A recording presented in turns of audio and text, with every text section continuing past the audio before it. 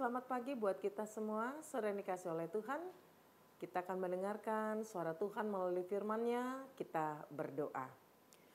Bapa di sorga, terima kasih pagi hari ini kami dibangunkan kembali dalam keadaan sehat, sukacita. Terutama iman dan pengharapan kami hanya tertuju kepada Tuhan. Ketika hari ini Tuhan masih memberikan kami kesempatan hidup, kami tahu bahwa Tuhan punya maksud yang mulia. Biarlah lewat kehidupan kami pada hari ini, Tuhan senang, Tuhan dipermuliakan karena kami berjalan di dalam kebenaran-Mu. Persiapkanlah diri kami ya Bapa untuk mendengarkan firman-Mu. Di dalam Kristus Yesus kami sudah berdoa dan mengucap syukur. Amin. Saudara yang dikasih oleh Tuhan, firman Tuhan yang menjadi renungan pada pagi hari ini, Jumat 8 Februari 2025, diambil dari Roma pasal yang pertama ayat yang ke-8, demikian firman Tuhan. Pertama-tama aku mengucap syukur kepada Allahku oleh Yesus Kristus atas kamu sekalian, sebab telah tersebar kabar tentang imanmu di seluruh dunia. Saudara dikasih oleh Tuhan, kuasa Tuhan itu tidak pernah dibatasi oleh ruang dan waktu. Dan hal ini dialami oleh Paulus ketika dia melaksanakan tugas pekabaran Injil seperti apa yang Tuhan percayakan baginya. Sekalipun pada saat itu, ketika itu Paulus posisinya sedang dalam penjara. Tetapi ternyata sekalipun dia dikurung di dalam penjara, hal itu tidak membuat dia berhenti untuk memberitakan Injil. Karena dia sadar benar kalau Tuhan menangkap dan memanggil dia dipanggil oleh Tuhan untuk mengabarkan Injil itu. Nah, dalam teks ini, firman ini mengatakan dalam suratnya, Paulus menuliskan, mengungkapkan rasa sukacitanya, kebahagiaannya, serta ucapan syukur yang begitu besar kepada Tuhan. Sebab Paulus mendengar bahwa jemaat yang ada di Roma itu yang pernah juga dia layani, ternyata terus mengalami kemajuan secara rohani, di mana iman daripada jemaat itu semakin bertumbuh di dalam Tuhan. Bahkan yang menjadi kebanggaan bahwa berita iman yang semakin bertumbuh itu tidak hanya di 1-2 tempat, itu terberita ke seluruh dunia. Saudara dikasih oleh Tuhan, pun demikian, kenapa Paulus bersyukur kepada Tuhan dengan berita yang dia dapatkan? Karena Paulus sadar benar bahwa setiap orang yang dia layani dan akhirnya menjadi percaya, semakin bertumbuh di dalam iman, itu bukan pekerjaan Paulus. Itu bukan karena kehebatannya sebagai seorang hamba Tuhan dalam memberitakan Injil. Paulus sadar benar pertumbuhan itu karena kuat kuasa Tuhan yang bekerja di dalam diri seseorang yang telah dia layani. Paulus sadar benar bagiannya hanya memberitakan Injil dan mendoakannya.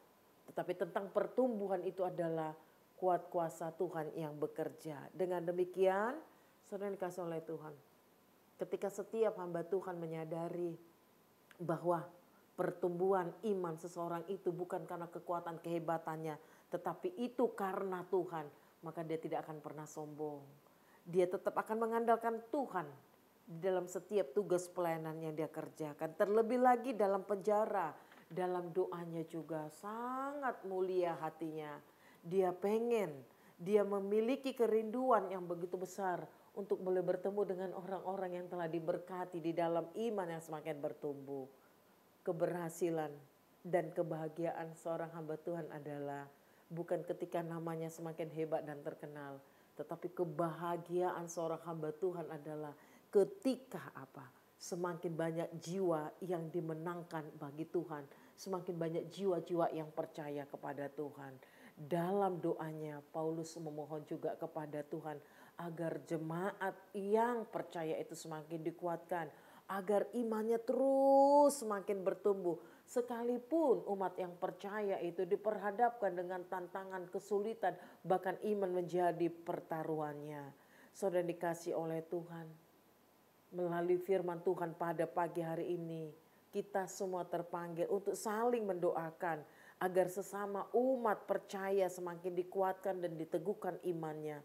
Sekalipun setiap hari situasi keadaan hidup yang kita hadapi kadang jauh daripada apa yang kita harapkan.